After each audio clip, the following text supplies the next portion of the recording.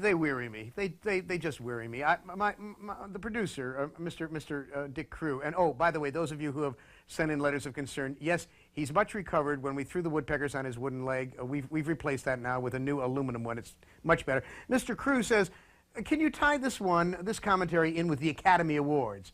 I said, I got your tie-in right here, Mo. He wants me to talk about sci-fi and science fiction and the Academy Awards. Why bother?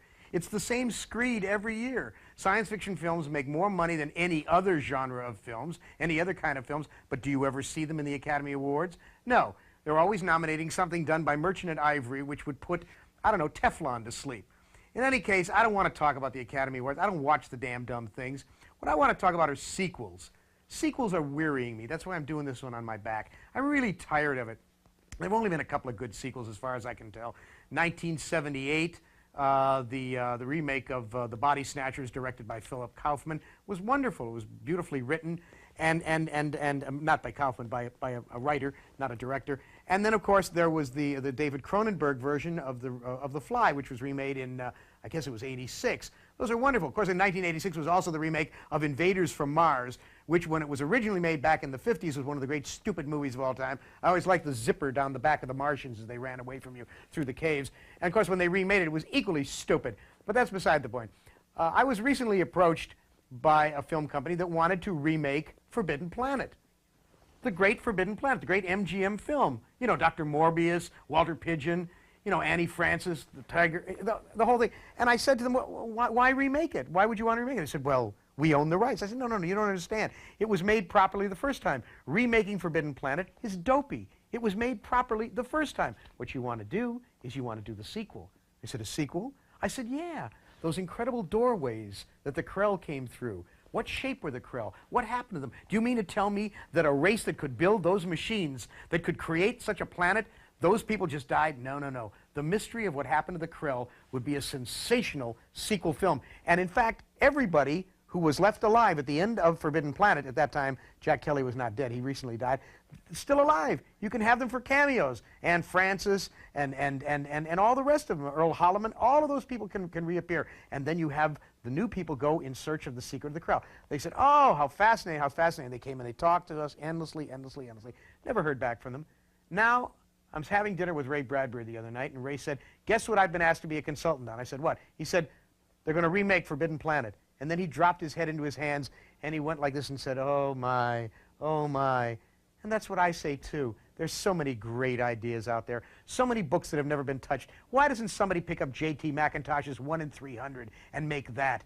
Why doesn't somebody finally, with all the morphing techniques we now have, make Alfred Bester's The Demolished Man? Who the hell has the stupidity to want to remake Forbidden Planet? It wearies me. I faint. I go. Oh. About, I guess about 15 years ago, I'm looking at a comic book, and I grew up on comic books, and I'm suddenly looking at an ad for, I guess it was a Red Ryder Daisy BB gun, Daisy's Red Ryder BB gun. And I looked at this, and all of a sudden I made this connection that here were all of these kids who were reading comic books all through their youth in which there were ads for guns, which made them sort of pre-members of the NRA. And I thought, this is probably not a good thing. So I called a woman who was then the president, she still is the president of DC Comics, Jeanette Kahn, and I suggested to Jeanette that she might want to drop these ads, that it was not a good thing. Well, these ads were bringing in an awful lot of money for DC Comics and for Marvel and all these other comic companies, but Jeanette Kahn was a responsible person, really, really bright, and she thought to herself, yes, he's right, this is not a good thing, and they killed the ads. They killed the ads. Away went gun ads. And Marvel followed soon after. Stan Lee went in and talked to the people at Marvel, and they said, we can do without this money. Let's go for ads with other products. And this, I thought, was a very responsible thing. Now, that's 15 years ago. But now we come to today.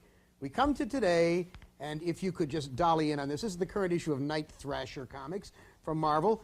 And if you will look at this ad, you will see the ad says, yes, that is a gun in our package, and we are happy to see you, which, of course, is a play on the old Mae West line, is that a gun in your pocket or are you just happy to see me? But look at the size of that gun in this double-page spread. Here is a video game with a gun in it. Can you dig it? It is a gun.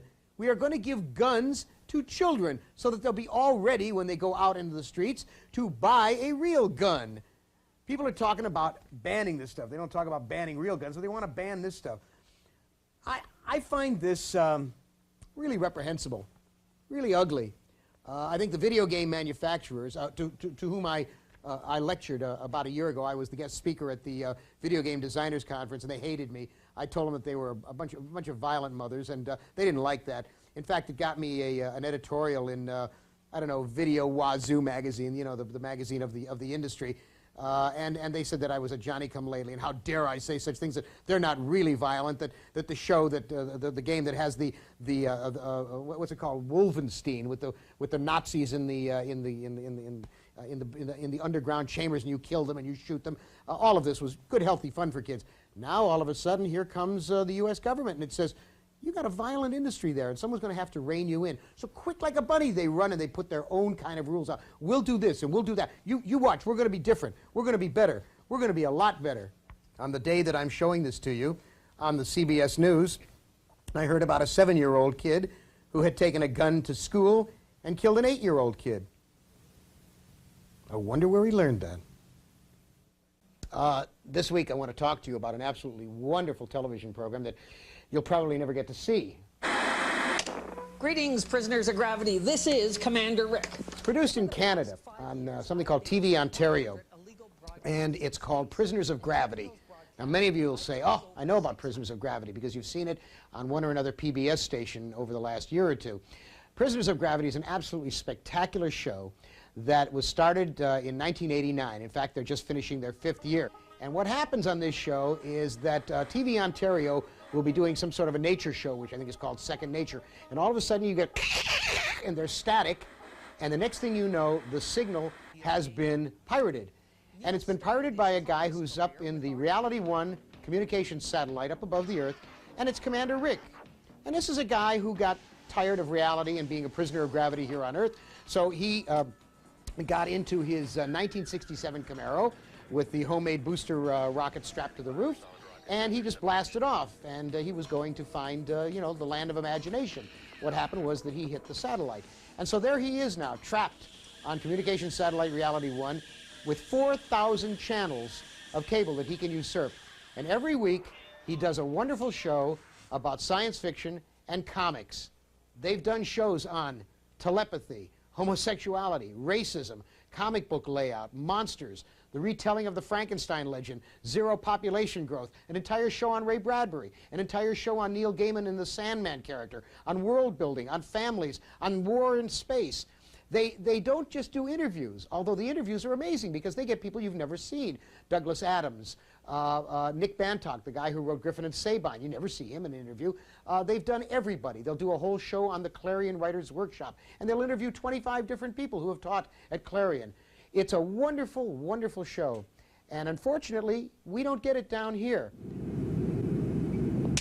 The first 8 issues of The Sandman are collected in the graphic novel Preludes and Nocturnes. They explain how a secret society of sorcerers attempt to imprison death. I urge you, please, to help lobby for it. Let's get Sci-Fi Channel on the beam. Let's get them to get this show, Prisoners of Gravity, here, so that we can enjoy what our neighbors to the north are enjoying. Here we are, a direct lineal ancestor of mine. You'll notice the similarity in the teeth.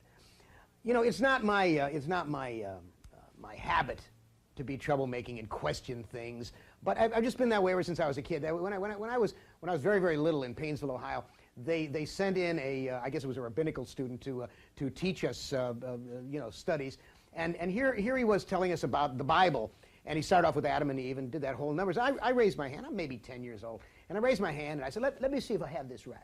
There's only Adam and Eve, right? There was only them. They were created by God, and God made Adam and Eve. He said, that's right. And then from them they got Cain and Abel, right? That's right. And there was only the 4 of them. That's right.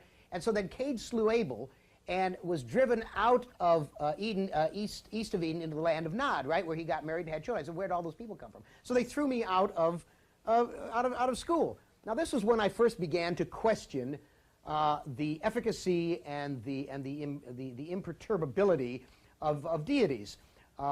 When I learned that Santa Claus actually worked for the CIA, I was heartbroken. I don't want any of your children to be watching this, but you know, of course, that the Easter Bunny is a cross-dresser, And as for the Tooth Fairy, rotten to the core. Now, I will attack at this point one of the great icons of American society. From the time you are born, you believe that Walt Disney and the Walt Disney Organization are the purveyors of absolute magic, the happiest kingdom of all. Well, I have to draw you up short. It finally has gotten to me. It annoyed me when it was Walt Disney's Pinocchio. No, it's not Walt Disney's Pinocchio. Pinocchio was written by an Italian gentleman named Carlo Collodi. Wonderful man. Bambi was not written by Walt Disney. It was written by someone named Felix Salten. 20,000 Leagues Under the Sea was not written by Walt Disney, although it's plastered all over it. It was written by a man named Jules Verne.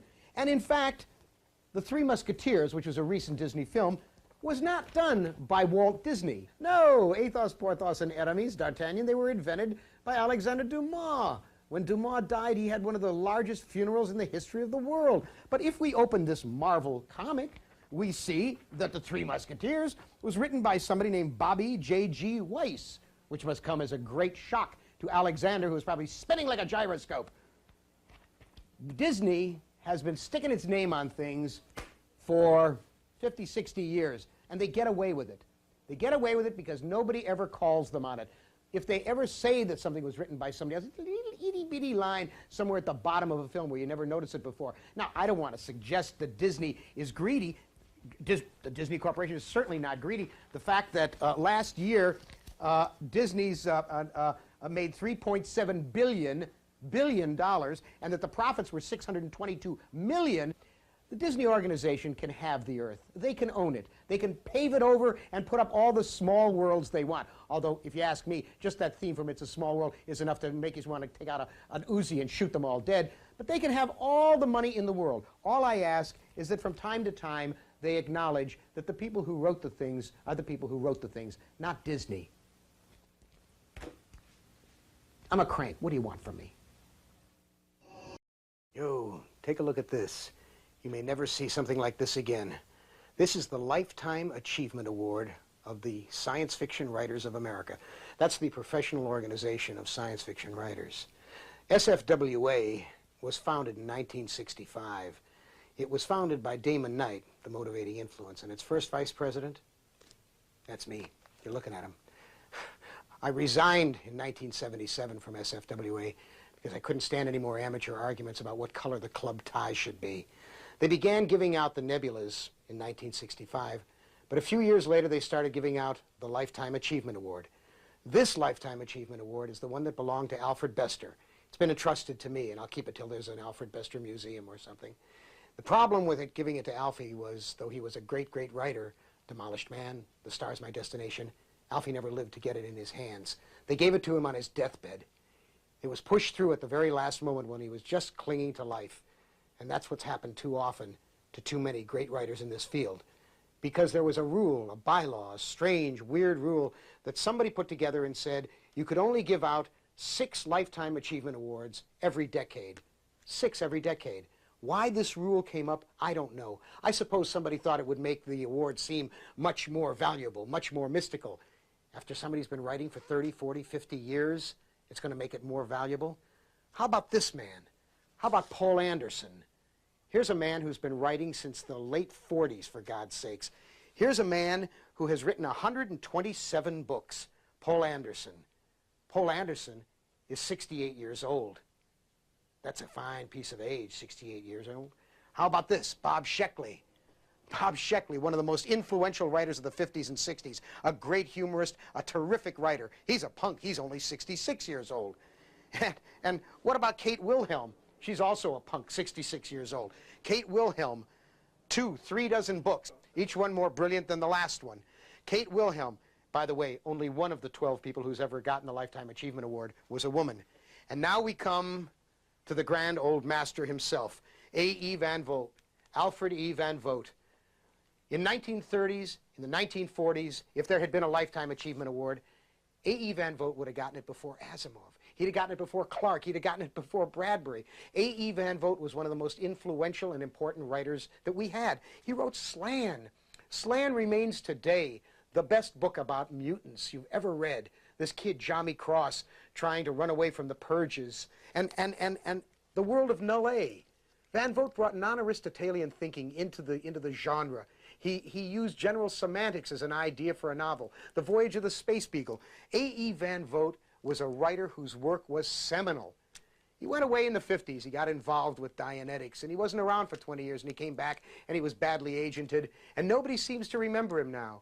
And because he was away and because he was involved with Dianetics for a while, it seems as if no one wants to give him this award.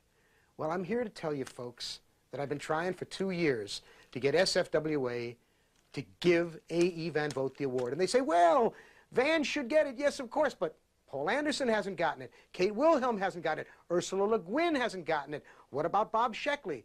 Yeah, I agree. Paul, Bob, Kate, they ought to have it. Ursula, she's in young, fine fettle. So is Silverberg, so are any number of other good writers.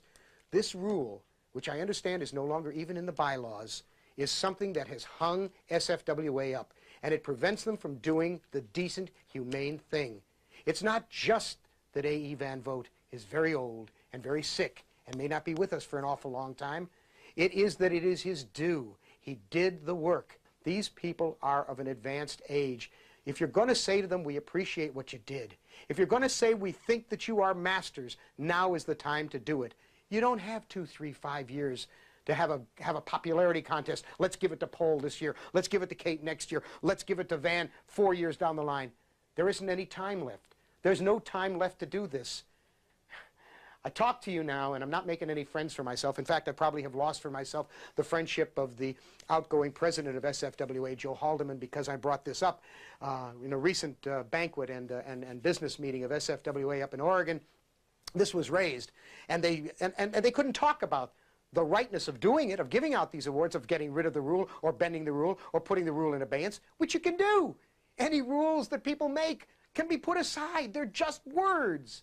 No, they didn't want to talk about that. They wanted to talk about how I was blackmailing them. They wanted to talk about how I was coercing them. And I was warned, I was threatened. They told me, don't go on television with this. You'll only do more harm than good. How much harm more can I do? The awards are not being given. No one's talking about it. Nothing's being done.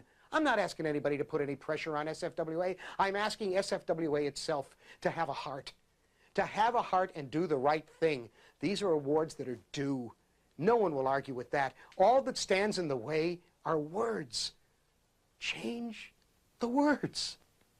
A couple of years ago, maybe 3 years ago, at the Icon, it's a convention in New York at the State University of New York at Stony Brook, we did a midnight panel for the edification, predilection, and amusement of all and sundry, and Mundry and Tuesday and Wednesday as well.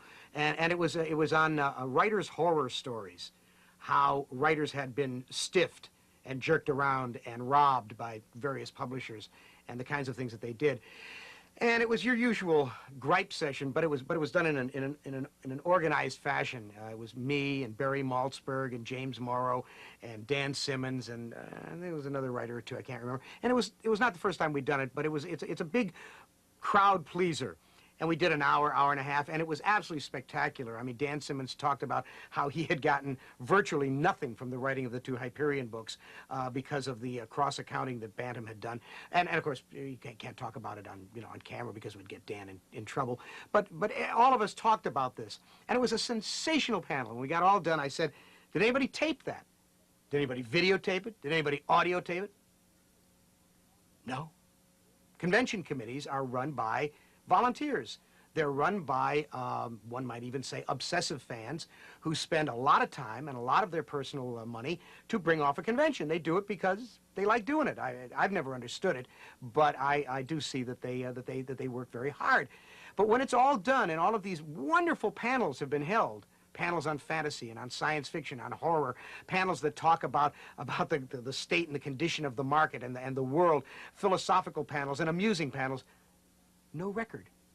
No record anywhere. Maybe somebody has an audio tape, somebody sitting in the audience, maybe somebody has a videotape, but there is no archive. Now, I've been going to conventions since 1951. You know who I met in 1951? I met John W. Campbell, Jr. I met Edward E. Smith, Ph.D., Skylark Smith, Old Doc Smith. I met Hugo Gernsback, and I heard them talk. I heard the most amazing things. Living history.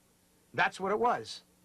And now, 30, 40 years later, whatever, I look back and I say, I wish I had an archive of those recordings. I wish somebody had done all those things.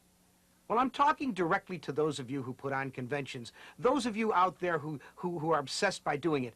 Before you put anything else in place, before you worry about your costume ball, before you worry about who's going to be your guards and how many tracks of programming you're going to have, would you, for God's sakes, kindly please get someone with a professional ability, not some of the jamooks you hire who cut off speeches in the middle. Get someone who will have perfect, good taping. Make it available at the conventions, on-site recording, and also make it available to an archive, which one of you out there will start. A spoken word archive of convention, panels, and speeches. History, living history of this genre. Would you do that? Oh, and by the way, before I go, I didn't want you to think I'd forgotten. The SFWA, on this master of extending the Grand Master Awards and giving it to Phil Farmer and Jack Vance and A.E. Van Vogt, you know, and Kate Wilhelm, they're still talking, folks. They're still talking. Can you hear them? They're still talking. You know, one of the things that always gets my goat, somebody gets the Academy Award and they say, you know, they go up to accept and they say, save the whales, or they say, don't shoot Native Americans, it's bad, or it's not really good to give AK-47s to kids. And invariably, some bonehead will object to them having said it at the Oscars. They'll say it's the wrong venue, it's the wrong place, it's the wrong forum. What do you mean it's the wrong forum? 186 billion people are watching the Oscars? That's the wrong forum? No, that's the right forum. If you want someone to hear what you have to say, you pick the best venue. You don't go and get yourself a cigar box out on a street corner and shout at someone and hope that 3 people will hear you. But whenever they don't want to talk about what it is you're talking about, they attack where it was you said it, or the manner in which you said it, or your manner of delivery, or, gee, he's not a very good guy. That's called an ad hominem attack. I'm back, folks, and I'm back for the science fiction writers of America. They think the problem will go away if they don't talk about it. They think I'll go away if they don't talk about it. It ain't going away, and I'm not going away. Since we last got together, when I talked to you about that idiotic rule that SFWA has, in which they can only give out 6 Grand Master Awards in every 10 years, thereby ensuring that some of the greatest writers in the field will die before they ever get their due, nothing has happened. Nothing has happened. A couple of people went on the computer nets. One of them said, if Ellison doesn't like what SFWA is doing, he should rejoin. No, I don't have to rejoin. I helped form the organization. I was the first vice president. I also do not approve of the Fourth Reich skinheads or the Ku Klux Klan, but I don't have to join them to point out that they're dips. SFWA is still sitting and talking. They're still jawing. They're discussing it. Yeah, they're discussing it. They've only been discussing it for 10 years. We're not talking here nuclear holocaust, folks. We're not talking here putting someone on the moon. What we're talking about is altering a rule, changing a rule, so that people can get the Grand Master Award who deserve it, people who are moving on in age and whose health is not good. I talked to you the last time about 4 of them. There's A.E. Van Vogt, who's 82 years old. There's Bob Sheckley and Kate Wilhelm, each of whom are 66 years old. And there's Poul Anderson, who's 68 years old. And I forgot to mention, by the way, and I don't want to let it slide, Jack Vance. Some of the most brilliant books ever written in the field, written by Jack Vance. Jack Vance is now 78 years old, and he hasn't gotten his Grand Master either. What I'm saying is change the rule. Change the rule. Get these people their awards now. Now, this position has many adherents in SFWA. There are an awful lot of letters that I've gotten, an awful lot of phone calls, and a lot of people in SFWA whose names, you know, they don't want their names to be known because they're afraid that someone will attack them the way they attack me, who are saying exactly the same thing.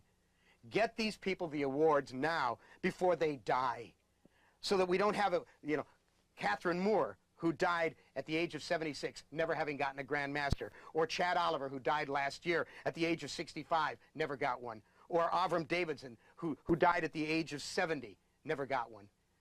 Folks, Jack Vance is 78. He should be added to A.E. Van Vogt and Kate Wilhelm and Poul Anderson and Robert Sheckley. And as long as we're at it,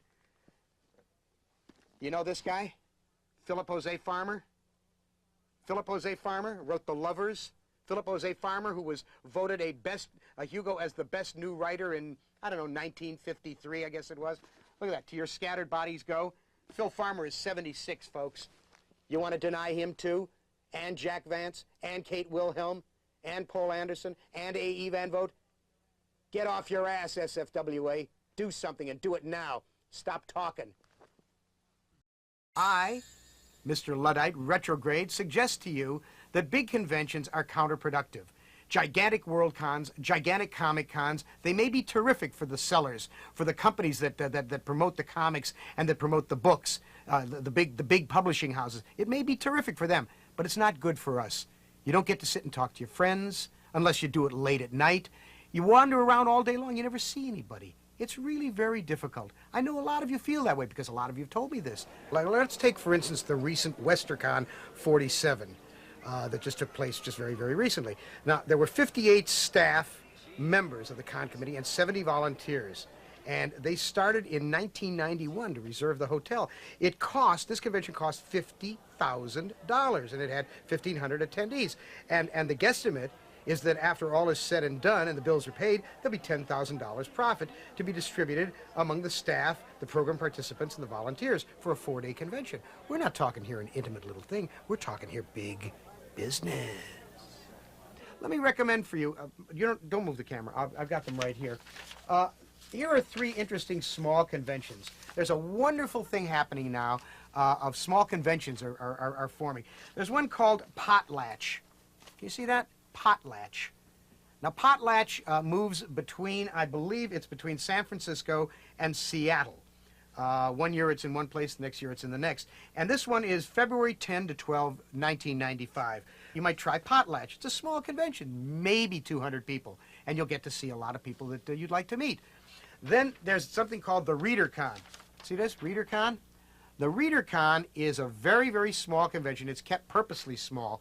They've had as guests of honor Ursula Le Guin and Chip Delaney and people of that quality.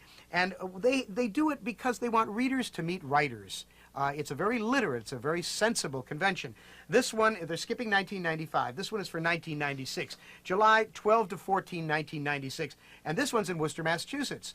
Or if you don't know how to pronounce it, Worcester, Massachusetts. Actually, Worcester, Massachusetts. And it's a great convention. I've never been there, but everybody I know who's gone to ReaderCon says it's a dynamite way to go. Small convention. See where I'm going with this? Small convention. And there's the MythCon. This is the MythCon. You cannot possibly read that because they have done it in an artsy, craftsy style. But this is the MythCon 26, I guess. And it is the 26th annual Mythopaic Conference. This one, again, is being held in Berkeley. And this one will be July 28 to 31, 1995. These are 3 small conventions. Let us fall back in time to conventions that were small, where you can sit and meet the people you want. You don't have to have a surplus of $50,000 when you're done.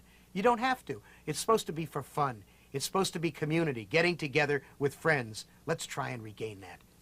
Now I'm done. Oh, by the way, SFWA on the Grand Master Awards, guess what? They're still talking. They're deliberating. They'll get back to us soon after the apocalypse. Our resident commentator on the passing scene is award-winning author Harlan Ellison. When we call him award-winning, that's an understatement. Harlan has won more awards for his 62 books, more than 1,700 stories, articles, essays, and columns than any other living fantasist. His current books are Minefields, Mephisto and Onyx, and I, Robot Screenplay, based on concepts by Isaac Asimov. Over the last year and a half, through my various commentaries, I've made some errors. I've thrown some points out to be reposted by you all, and this is the cleanup.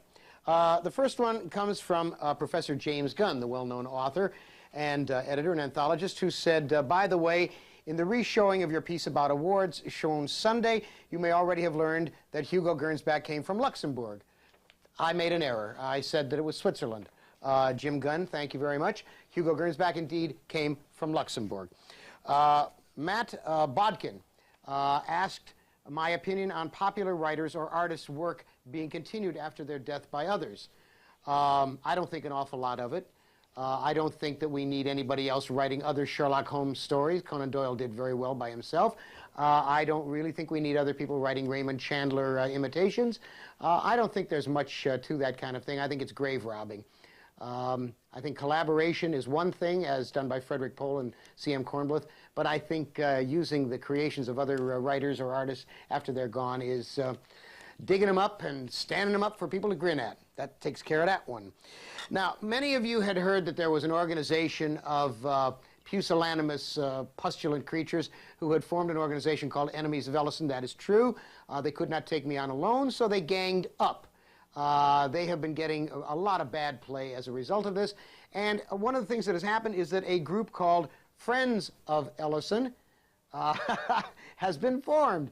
And you need not pay any money at all, as opposed to this other group that charges you $19 for scurrilous remarks about me. And all you have to do is send them an anecdote about something decent and kind I've done, and they will send you this wonderful, handsome button.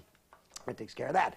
Now, there were a couple of people who were objecting to my working on Babylon 5 because I had said that I wouldn't work on any show in which you heard the sound of spaceships zipping past or the sound of explosions in space, because that was bad science. Well, J. Michael Straczynski, Joe Straczynski, the producer, is a somewhat better scientist than I. He's not a very good one, but he's better than I. And so he appealed on the internet, those of you who have no lives and sit there all night long, potchkicking around with the internet. And he got answers from all kinds of wonderful people, like Rick Tumlin and even Freeman Dyson, the inventor of the Dyson sphere.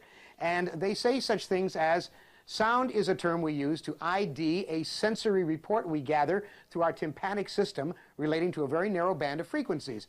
Vibrations are gathered through the skin. Either way, it requires a medium, meaning like air, to be transmitted.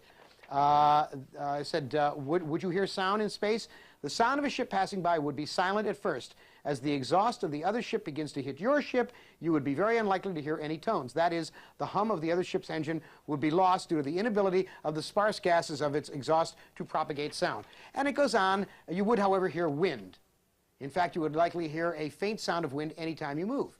This was news to me. I thought space was silent. I thought there was nothing but bad science in these movies. Well, all of this was responses to Joe's request, would there be sound in space? And the last little piece that I wanted to read to you, because apparently you will be able to hear some things, and they have adjusted the sound on Babylon 5 accordingly to be scientifically accurate. Even a ship just passing by would create a disturbance in the plasma. If the ship was moving supersonically, which essentially means the same as it does in the atmosphere, although it's a little more complicated, it would also create a shock wave and a sonic boom. An ordinary microphone stuck out in space would pick up and translate a lot of these waves into sound. Now, that's Steve Smith from the High Altitude Observatory. So, I stand corrected. You would hear some sound in space, and I'm glad I'm working on Babylon 5, where there is a little sound in space. We have here on America Online any number of items that were sent along about my performance here, but there's somebody named, he calls himself the Mighty Mick. M-I-K, the Mighty Mick. I have no idea who this person is, but he calls me a Luddite because I have pointed out that there are a bunch of jamooks on the cybernet bulletin boards who sit around all night babbling at each other. And he says, it seems to be, who will drag Ellison kicking and screaming into the 21st century? Yo mama will drag me, Mr. Mick. That pretty much takes care of all of the things I had to take care of today. I've tugged my forelock about as much as I could. Send in your questions. I know the answer to everything except two things in the universe, as we all know. Been my pleasure talking to you. Do come again next week. Yes, here am I, a mere tool of commercial interests. The network has said to me, why don't you do a show in which you show us things that people should buy? Some of the toys that you're looking at and buying these days. And I'm saying this show provides me with very little graft, folks. I don't get any real high-ticket items. But I'll show you a few things that are worth spending your money on, because as that great American Ronald Reagan said, the business of America is business. Of course, he stole that from Calvin Coolidge, but who am I to cavil? Here is a wonderful thing that I'm actually not showing you because I told Jeff Killian that I wanted to show it on this show, and the next thing I knew it was being shown on SF Trader. You can buy it through SF Trader on this here network, but it is a reproduction of the original Day the Earth Stood Still poster. It is quite beautiful. These are published by a publishing company in New York called NBM. These are the Ray Bradbury Chronicles, and there are 6 volumes of them so far. And these are Bradbury's stories adapted and illustrated by the best in the business. And let me show you the kind of thing that they are. For instance, here is an adaptation of Ray Bradbury's wonderful story, A Sound of Thunder. they go for $19.95 in hardcover. They got numbered ones that are, you know, more expensive, but these are very, very nice. I urge you to get these. This is also done by NBM. They've only done 2 volumes of this so far. It's The Fairy Tales of Oscar Wilde, illustrated by the superb artist P. Craig Russell. And this is volume 1, this is volume 2. And let me show you a page out of this. This is a story called The Selfish Giant. Look at this. Ah, is this beautiful? These are only $15.95 a piece. That's NBM. Topps, that makes the trading cards, did a shadow set for the movie. Now, these are called uncut sheets. These are the cards on the sheets before they cut them up. So you can't get them this way, but you'll get the sheets themselves. Now, the set is 90 cards, and most of them, can you see this down here? Can you shoot that over there? Most of them are the movie scenes, which are okay. They're okay. But in between, they've got art. They've commissioned real art by various comic book artists of the shadow. It's beautiful stuff. And there's a full extra set of these, and these are the covers done by Jim Steranko for the shadow paperbacks that he did in the 80s. And on the backs of the cards, oh, you're going to love this. Look at this, look at this. Here's Steranko. Of course, this was Steranko when he was about 9 years old. He's my age now. And this is the woman who played Margot Lane on the radio. And this is the guy who created the Shadow, Walter Gibson. Well, he didn't actually create him, but he wrote the Shadow novels. And that's Brett Morrison, who played the Shadow on radio in the 1940s, and Orson Welles. And these are the backs of the cards. It's a very, very nice set. Oh, you're going to love this. This is the latest of the Neil Gaiman Sandman graphic novels. This one is called Brief Lives. These are the 2 Sandman sculptures. This one is available now, and you can buy it if you want. Very expensive. You'll have to hock your house. This one is a prototype of the one that's forthcoming. It'll be out around Christmas of this year, 1994, and it is based on the P. Craig Russell art from the Arabian Nights edition of the Sandman. This one I got, it's a prototype that was given to me by Neil at a banquet dinner that was done for me. Now, excuse me, would you come over here? Yes. Now, I'm going to go away now. I'm going to leave you here to look at these, and I'll see you next week with some more good things like these books here. Take care of yourself.